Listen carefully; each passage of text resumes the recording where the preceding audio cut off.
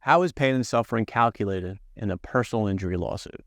If you've been injured in a personal injury case, whether that's a slip and fall or a motor vehicle accident, you have to prove the value of your pain and suffering. Now, how do you do that? How do you compute the value of your pain that you live with on a daily basis? This is all subjective. You can't hire an expert to come to the stand to say, what's your pain worth?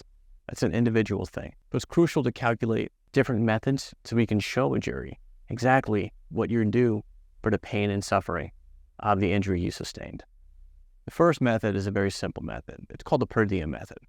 Now, what you do with this method is you assign a dollar amount per day. You look at your longevity of life expectancy. You might bring an expert to trial to go ahead and say what your life expectancy is. You talk about your injuries. You talk about how you feel on a day-to-day basis. Talk about the things you do differently now as a result of the accident. And you try to quantify that with a number. And you say, based upon this injury that I'm dealing with on a daily basis, I'd like the jury to award me $25 a day, even heck, $5 a day. And you magnify that per day for the rest of your life. One simple method, easily digestible by a jury. It's not very complicated. Depending on the specific cases, that may be the best method for you to calculate it by a daily value. Another option could be the multiplier method. Now, this really takes a lot into account of your what's called economic damages or your medical bills. So let's say you have a lot of medical bills. You might want to do a magnitude of 2, 3, 5 of those medical bills to help quantify what your injury itself is worth. Now, once you come to terms of what multiplier is chosen, then you kind of explain that to the jury in the simplest terms as possible about why your pain and suffering is worth that based upon the treatment you've sustained and based upon the future treatment that you're likely to incur. When you're calculating this either method, it's very important to consider the nature and severity of the injury itself.